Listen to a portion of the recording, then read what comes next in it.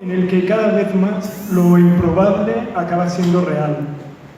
¿Y por qué digo eso? Lo digo porque cuando hace 2 años mi nombre, junto con el de 26 personas más, apareció en las 600 páginas de denuncia que mi universidad, el rector, la secretaria general y una vicerrectora que mi universidad llevó a la Policía de Cataluña, donde decían qué actividad teníamos una serie de personas en el campus, si siendo clausurales habíamos hablado con estudiantes para luego votar una determinada moción, por ejemplo, pidiendo que no hubiera más despidos, si habíamos pedido o habíamos firmado y habíamos defendido públicamente que no se aprobara, que la universidad rechazara el incremento de tasas universitarias del 66% en un solo año, que habíamos apoyado a una candidatura de rector un año antes, que perdió a pesar de sacar el 80% de los votos totales en esas elecciones,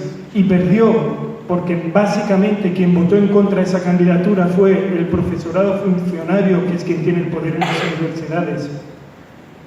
También decían que éramos habituales en las manifestaciones, en las asambleas, que yo, por ejemplo, como profesor, pues participaba en reuniones al mismo nivel que los estudiantes. Craso delito en ese periodo en que se vuelve a reivindicar la jerarquía como marca cotidiana en la enseñanza y en la universidad.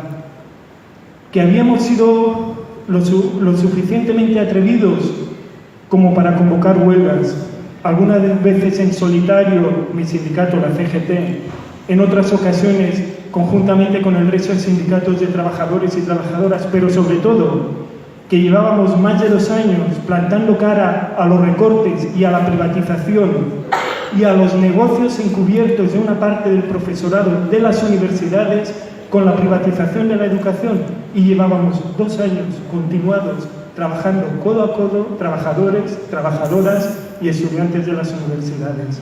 Habíamos plantado cara en las barricadas, habíamos plantado cara en las asambleas, pero también lo habíamos hecho con sus propias reglas del juego, ganando elecciones en el claustro, presentando mociones, ganando esas mociones y pidiendo al rectorado de la universidad que cumpliera su propia legislación, que era acatar el claustro de la universidad. Por eso, un mes de abril del año 2013, entramos en el rectorado de la Universidad Autónoma de Barcelona haciendo lo mismo que se ha hecho tradicionalmente año tras año en muchas universidades europeas y del Estado español, encierros simbólicos en instalaciones universitarias.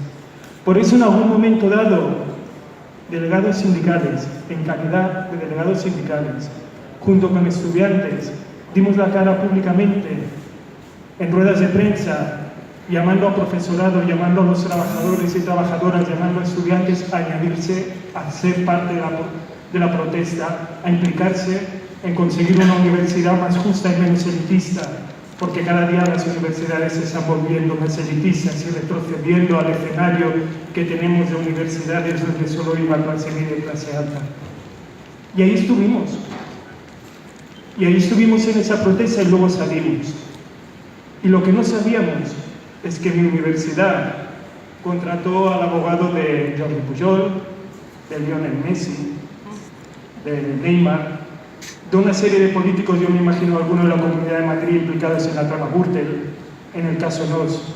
Una universidad en bancarrota que estaba despidiendo y que despidió en 4 años al 21% del total de su plantilla de profesorado, se gastaba 500 euros la hora para contratar al abogado de los chorizos, que construyó una acusación que se amparaba en un solo hecho.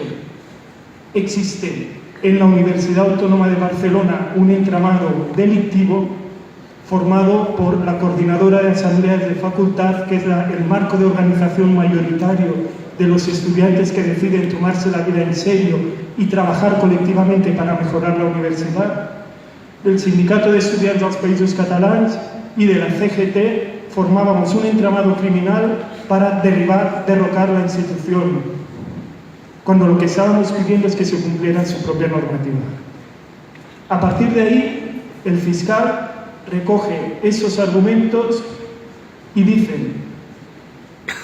amparándose en el marco legal de la representación colectiva, las personas citadas, se cita 27 personas, desarrollaron un plan criminal preconcebido en diversas fases que hace arrancar en una candidatura a elecciones al rectorado que había sido legal, que seguía la legislación actual, que es una legislación injusta, pero jugaba las reglas del juego del sistema académico actual.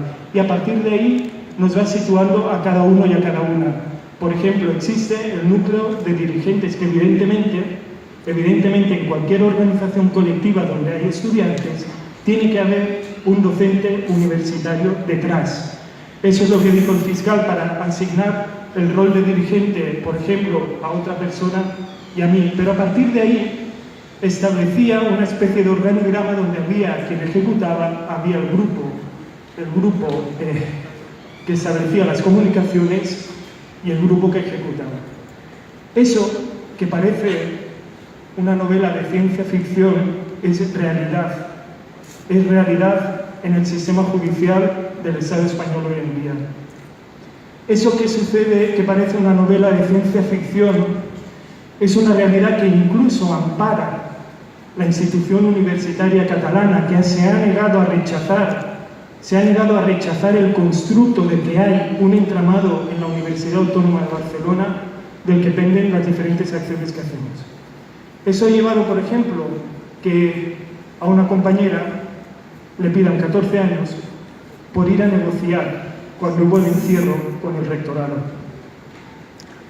Eso no quita que le pidan 11 años y medio a un compañero por llevar una pancarta, o 11 años y medio a otra compañera por llevar un megáfono, o 11 años y medio a mí, junto con 3 compañeros más, por estar sentados en una rueda de prensa y diciendo públicamente nuestro nombre, explicar por qué había motivos de sobra para luchar y para reivindicar.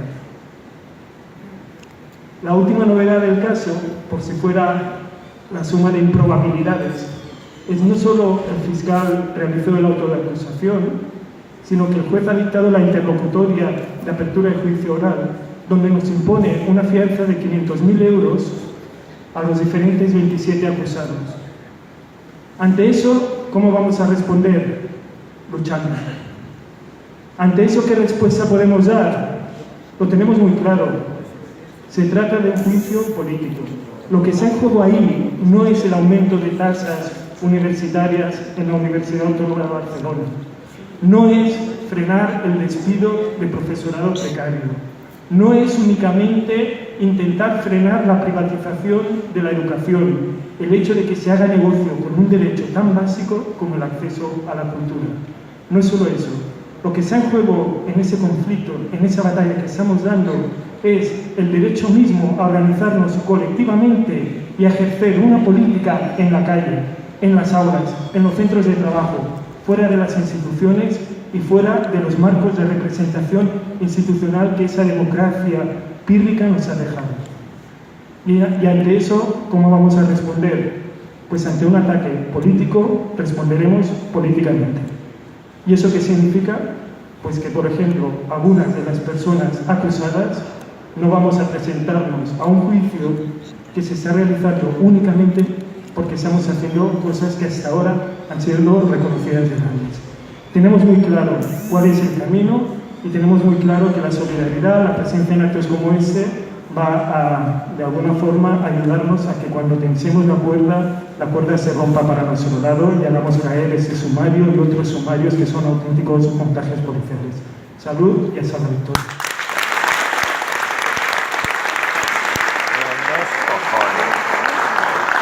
Pero que no se va a presentar a juicio con 2 cojones.